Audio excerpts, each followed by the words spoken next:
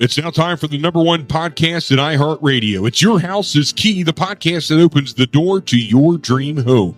Hosted by the remarkable Dannel Shepard, he's your trusted guide in the world of real estate. Whether you're buying your first home, selling your current one, or simply curious about the market, this podcast is your one-stop shop for all things real estate. And now, ladies and gentlemen, please welcome your host and my good friend, Dannel Shepard. Welcome back to Your House is Key podcast with your favorite realtor, Dannel Shepard, and my favorite co-host, Christy. Yeah, and as always, she got the tea for you when it comes to real estate questions and concerns, especially from you guys that you send to us. So today, what are we talking about? So we're going to talk about renting versus buying. Ooh. So it's like a battle between the two. When you say versus, is they don't like? Yeah, it is a battle. It is a battle because, you know, it could come off as renting could be cheaper than buying a home.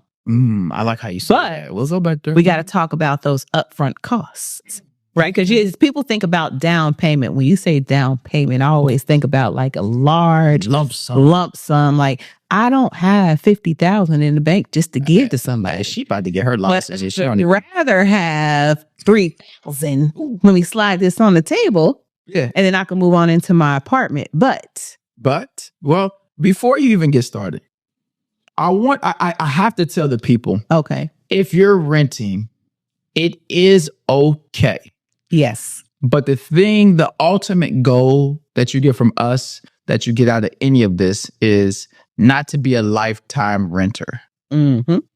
I'm not a fan. I'm not a fan of that own nothing, control everything type of thing. Okay. You know, because renting should be a stepping stone to the long-term gain, which is ownership of a home. And the reason I say that, right, because everybody wants to house hack and I want to do this and do that. And the problem is when you don't have a stable home, if you don't know where you land your head at night, like guaranteed, because guess what? Unless I default on my mortgage, unless this thing burned down, I know where I'm going. Yeah.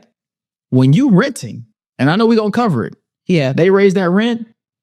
Oh, you got... Which is happening. Does this smell like smoke? You've been smoking? Yeah. The neighbor said you've been too loud. You don't know where you're going to lay your head tomorrow. Yeah. And I think I don't miss renting, right? So let me back. But it served its purpose. It served its purpose for sure, right? I will never do it again. Now that I have my own and I've been on, we've been homeowners since 2013. I will never go back to renting because you're not going to tell me what to do. Don't tell me what to do. So we're going to start there. Our first point today is we're going to talk about freedom. Freedom, yes. Because you got a baby girl. Yes. I got a baby girl. I got two. When you got some older, yes, I got a lot of children. Yeah. I got a lot of children at the house. But at the end of the day, whether it boys, girls, you can't paint that wall blue or pink. Yeah, no. Without permission. Yeah.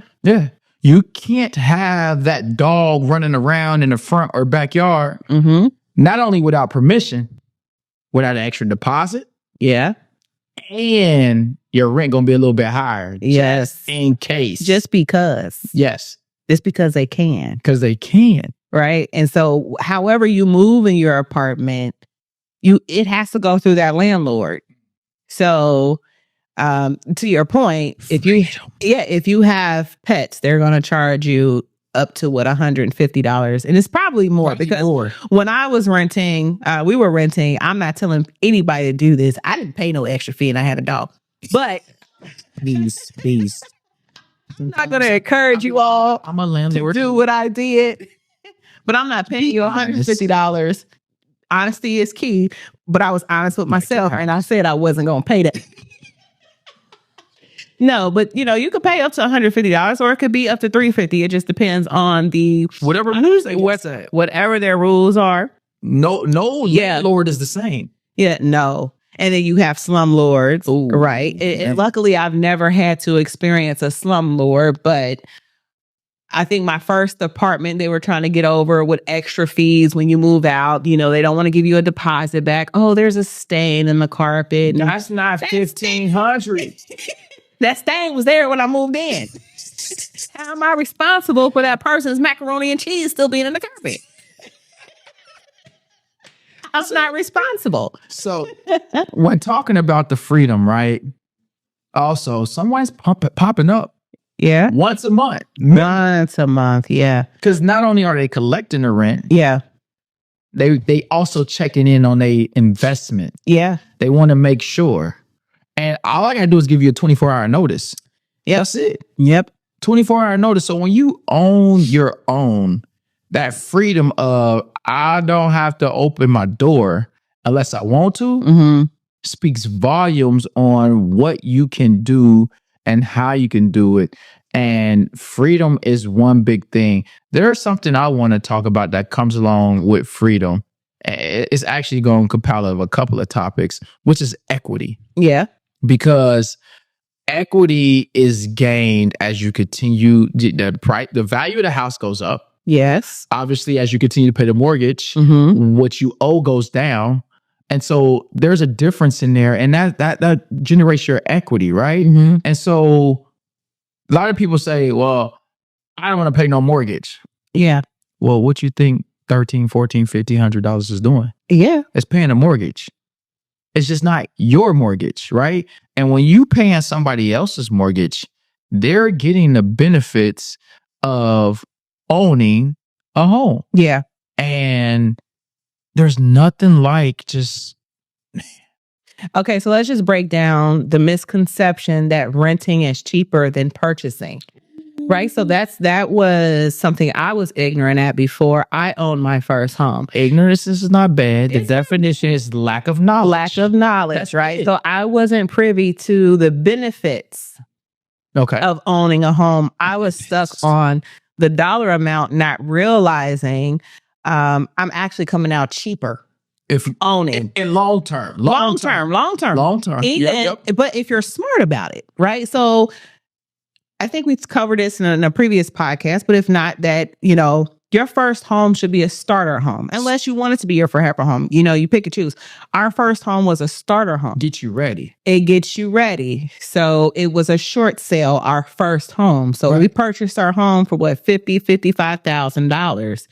So they don't make them no more. I'm sorry, y'all. I should have kept that property, but They don't make them no money. we had put down $3,000. Well, that's only 3 months worth of rent from where we currently were at the time. So when you say 3 months of rent, Yeah. where are you getting that from? Is that because for what I understand, and maybe this is what you're saying, when you're renting, there's a security deposit, Yep. there's first month rent, Mm-hmm. and then they also want last month rent. Yeah. And with that being said, it's crazy how if you really add that up, Yeah. and I think you told me this, that's an FHA loan down payment, right? Yeah, that's a down payment, but also they're not running rent specials how they used to back in 2004. What's the rent special? So they had They had that in college. listen, a rent special is when they would say, okay, you free, no security deposit, first month rent free, and you can move in maybe for $1,000 Oh, to cover your second month rent. They don't do stuff like that no more. Feeding prices. Yeah, I mean that was my my second apartment that I had was basically a condo, and I moved in for $1,000, and it was a nice setup. But they don't have those anymore. So let's talk about now. They want 6 months rent up front. And most rents are most rents are anywhere from 13, let's just say $1,500. So 15 and 15 Probably is more. 3.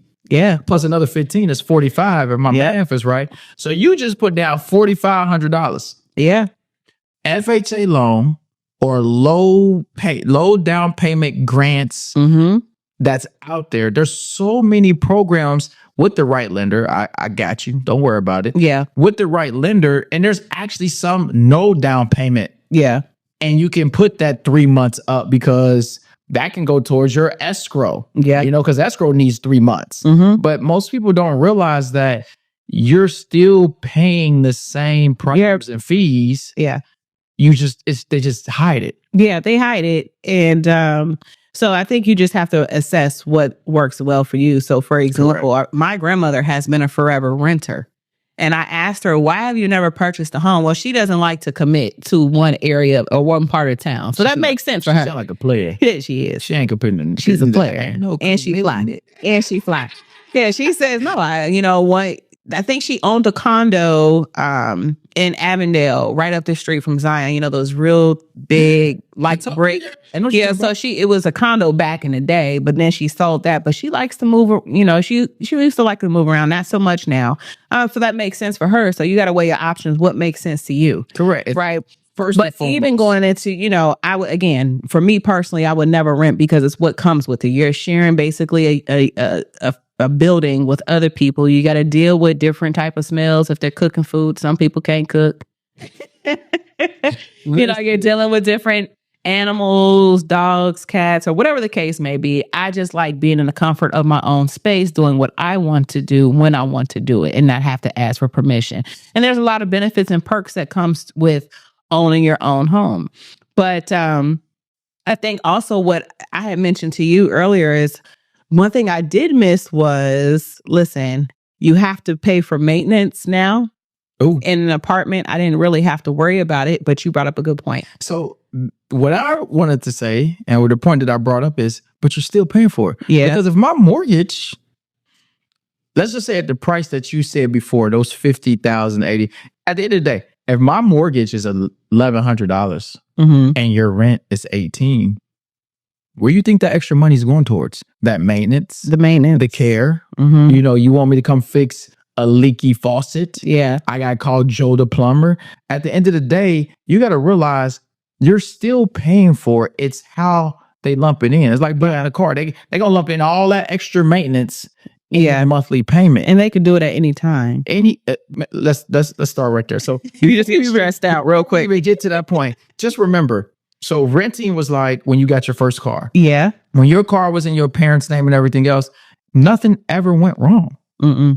And that starter home, like you're saying, it prepares you because the moment you owned your own car, you was getting your own gas. Yeah. You was getting your oil change, their tire rotations.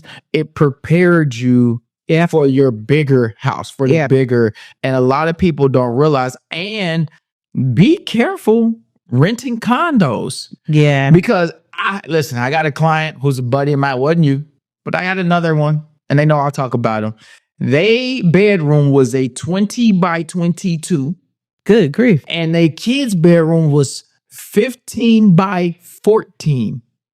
Okay. And they wanted, so first of all, when you live in a condo, you only own like a field goal. You only, it's good. Yes, that's it. You put your arms up and down, that's all you own. Yeah. So everybody else is paying for the common space, for the concrete, for the front yard. When you own a house, you own everything around you. Right. So with that being said, you have to pay attention and that's the way people get trapped too. Yeah. Because you get that 20 by whatever bedroom, but you own a house. Yeah. Well, that concrete gonna cost. I'm not trying to scare you. I just want you to be real. I want to be real with you about concrete costs. Yeah. That starter home, you go from renting because they gave you, again, the big bedrooms, the big basement. You got 3 floors, you got all the stuff, but you owned nothing. Yeah. You made no money. And I promise you didn't ask your landlord to tell them to report your monthly payments to the credit bureau. Oh, yeah, they can't do that. So your credit can go up. And I just gave you a gem. Pay attention to that. With that being said, you're still not getting ahead. And you could have had a down payment on the house. Yeah. Yeah. So I think the ultimate goal, and again, it depends on everybody's situation, is to, renting should be your first step. Should be. Right. It's not necessarily a long-term thing. I wouldn't recommend renting over owning a home. I would recommend owning your home, even if it's just a starter home or whatever the case may be. I mean, but investing in, because it's also an investment, right? So the example that I I gave was, my first home was a short sale home. I didn't even know what it was at the time, but the math was mathing. Right? And no. I said, I could get this for this. Oh, that ain't nothing. I could have, at the time, I wasn't thinking starter home. I'm thinking I could just pay this house off and this is where I'm going to be at. Right. I'm good. But then once the economy shifted, the houses were booming. I'm like, hold on, wait a minute. So I can actually get money from this and get something else. And I could get something else bigger. Yeah, so for only a couple $100 more. With the finished basement? Yeah, it was. Yeah, it was not the one that was unfinished, but with the finished basement. Yeah, the one that Corey need to let go. Yeah. Let it go. Like he's not letting it go. Let it go. Corey not letting that house on Cherokee go. Listen. But no, you could get that. You could get more with just a couple of $100 more a month. That goes back to what I said earlier, because you painted. You did some upgrades. Yeah. Because you owned it. Yeah. You didn't have to ask for permission. No. And with that, you gained equity. Yes. Sweat equity. Yeah. And that allowed you to sell it for way more than what you bought it for. Yeah. And so when you cashed out, you were able to now use that. That was like an advancement. Yeah. Right? Now you're about to use that and get something bigger. Yeah. Which in the long term, increase your net worth. Yeah. It's just all about, making those minor adjustments that you need for a long-term solution, that long-term investment. Renting is just, to me, temporary. Okay. You don't want to be stuck somewhere with someone telling you, okay, I understand you're paying me $1,500, $1,600 a month, but you can't do X, Y, Z. Oh. And we like to grill. Yeah. Don't tell me I can't grill my bathroom. And listen, front yard or backyard, side yard. Well, now they're eliminating that because of the fire hazard. Oh. So a lot of people aren't able to, barbecue on they have to take it inside on a George Foreman. So you're going to tell me that. Those? Yeah, I have a George Foreman. Oh, that's another podcast. So I love my George Foreman. So real quick, one thing I want to talk about too. So we talked about equity, right? Yeah. That's a benefit of buying. Mm-hmm. We talked about paying your own mortgage and growing from it and learning. But a lot of people don't realize when you rent versus buying, let's do it. When you buy versus renting, you now have, this is not my profession, I just know enough. Okay. You now have the ability to write things off in your taxes. Mm-hmm. You can't write anything off in your taxes when you're renting. No. When you own a home, there's a level of depreciation. Mm-hmm. There's so many benefits. Again, you get the tax write-off. Mm-hmm. You get your equity. Mm-hmm. You get your freedom. Yeah. And I don't know how you put a price tag on any of those things. You really can't. To me, owning a home presents a peace of mind. Ooh. Knowing that for one, you have the peace of mind because you're insured. Insured. So I'm not worried if the roof falls off, right? Because I got insurance is going to cover that, or something goes wrong. Period. You have insurance, you have things set in place that comes with home ownership. And a lot of people don't want to deal with that headache, but to your point, you're still paying for it because this is why your rent is sky high. That is correct. Because the property management, they have to pay for property management, and whoever owns that establishment has to pay those fees. So It's going somewhere. Then they got to shave a little off for their profit too. So you're putting money in. A lot of cuts, right? Yeah, you're putting money in someone else's pocket versus putting that money, making that investment into your own home so you can make that profit. And, you could take out a home equity loan for whatever it is that you may need, right? You can't do that when you are renting an apartment because what are you taking it from?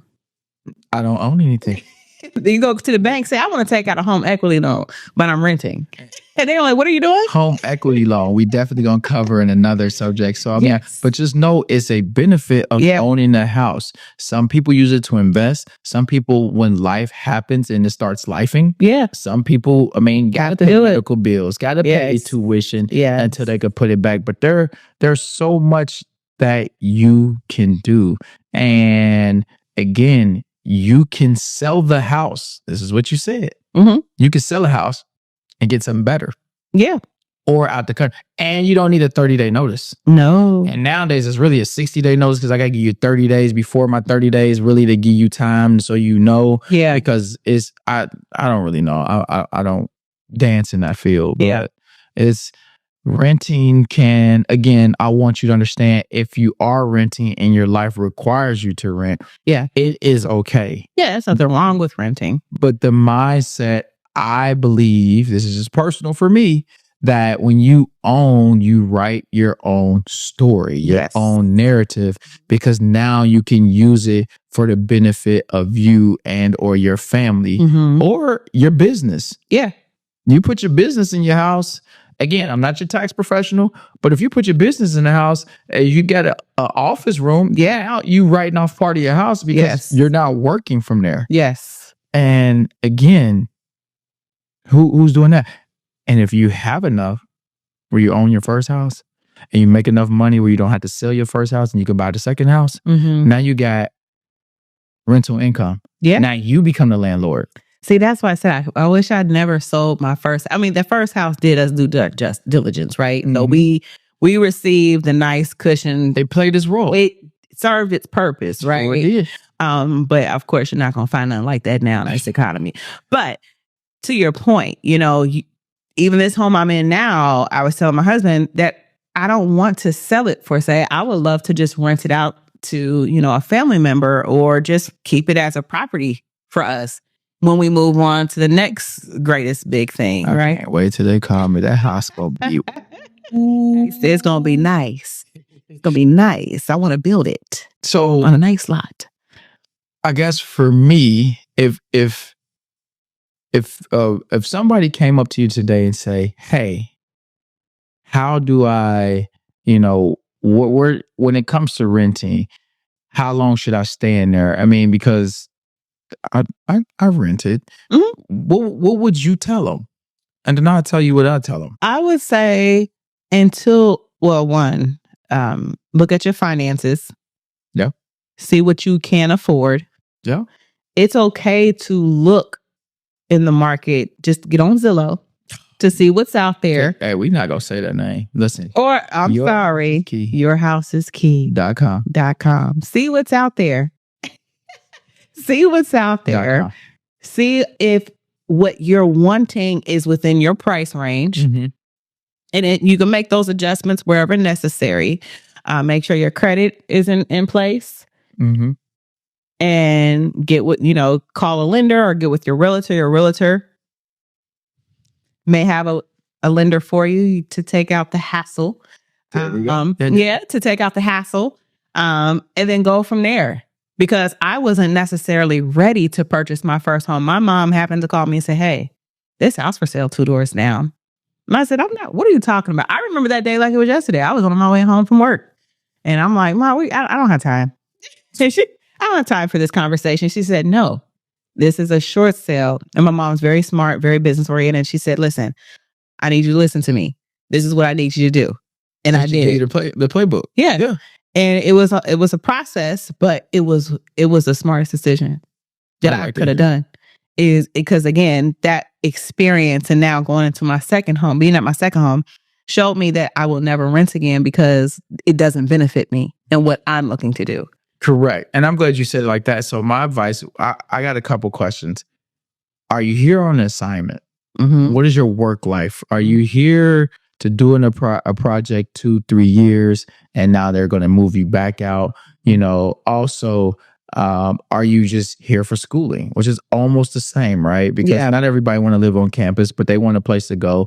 Yeah. But if this is where you're going to be, if this is where you're going to continue to evolve into what I say real life parenting or just as an adult in general, I would definitely tell you look at your finances. But my question is, what is your ultimate goal? Is your ultimate goal to provide some type of peace in life, some type of understanding, knowing that, hey, no matter what, I have a predictable payment. I know what's coming out. I'm getting my equity. I have my freedom. I can use it as a tax benefit. If any of these things sound correct to you, then why not?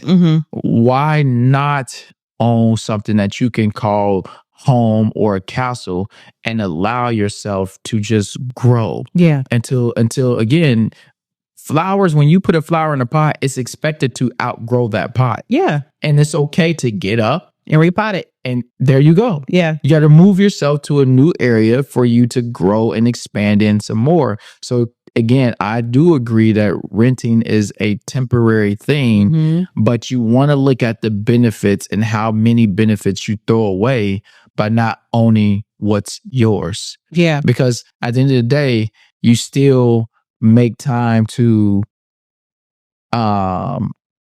you're still making time, you're still making payments, you're still doing all those things because it's just embedded into your bill. Yeah. You're not benefiting from it. Yeah. So just understanding your why is basically. Like I think that's been our running topic. Why are you doing this? What are you doing? Right? Understanding your why.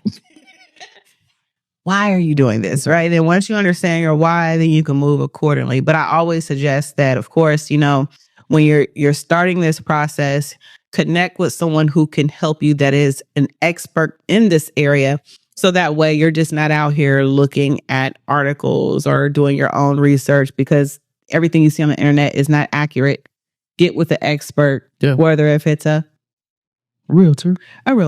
Yeah. Your house is key. There you go. Your favorite realtor. Right. Or speaking with someone who owns their own home that can walk you through the process, that can maybe refer you to a realtor. It goes back to talk to a realtor. To a realtor at the end of the day. And just if you have a good realtor, then they'll walk you through that process. Even if you don't know where to start, it's okay to say, hey, I'm interested in owning my home, but I don't even know what to do. Because don't forget, again, in the long term, the payments on a mortgage that's steady and fixed are going to save you more money than renting that every month or every year, or you got a dog, or now you're smoking, or you're not taking care of my property correctly, can go up. Or they can evict you. Yeah. No one can evict you from your house. Unless you're not paying your mortgage. That part. If you let you not pay, I don't know what to tell you. Yeah, I can't help you. I'm not gonna advise. Listen, I wouldn't recommend pay your mortgage. Pay your mortgage. Always make sure you have a roof over your head. But hold on. Before we wrap it up, I do want to bring out an important piece. Even though your mortgage payment is at a fixed rate, right? Yeah. It can increase due to property taxes, because that's something I think every homeowner across the U.S. Oh, we got a segment on that. Has hidden costs. Hidden costs. Yes. That I knew, but I didn't really know. You didn't know until you got the letter in the mail, right? Yeah. So your mortgage payment can increase, but it's not going to fluctuate like rent, right? So if you stay in a rental home or renting an apartment, they can increase the rent every month. Yeah, they could do it at their leisure. Yeah. And but when you're owning a home, your property taxes aren't going to increase every month. No. There's still more stability. Yeah, it's definitely more stability in owning your own home than renting. So just discovering your why, understanding, okay, well, I mean, I can understand if you're new to the city, if you're traveling for work, then to me, renting makes sense. Correct. Right. But if you are, living in your current area and you ain't going nowhere. You're not going nowhere. Discovery stage is over. You're no longer in discovery stage. So much. Yeah, because that's how I'm raising my children. I don't want my children to rent. Like my son, he's 20. And I said, stack your money, stay here as long as you want. Right. But when it's time for you to move out, you're going to own your own home first. Yeah. You're going to own your own home. You're going to your own mortgage. You're paying yourself. So, I mean, honestly, we gave a lot. Yeah. And I want some of that to marinate. I want you guys, again, if you got questions, if you want it, I'm open up to a healthy dialogue. I was going to say debate, but whatever you want to call it, reach out. I'm here to talk to you. You can call me. My 513-703-0370. You can email me. You can text me. You can comment. You can save, and share, which I prefer you do that as well. And let's talk about you and your lifestyle, if you're renting or if you're buying, and how the next move can help you in the future, because all I want to do is see you win. Yeah. And to me, owning your own, at least your first property, and then buying rentals for others will help you win. So, I think that we covered it all for today's episode. As always, I'm your favorite realtor, Dannel Shepard, and my wonderful co-host, Chris. So as always, we're going to give you the insights, the do's and the don'ts, and then what's haps on the Your House is Key podcast. We out. Peace. Thanks for listening to Your House is Key with Dannel Shepard. Each week, Dannel dives into essential tips, insider secrets, and expert advice to help you navigate the exciting journey of home ownership and home selling. From understanding market trends and finding the perfect neighborhood to even securing financing, staging your home, and closing the deal, there's only one guy that gets it done. Dannel Shepard, right here at yourhouseskey.com.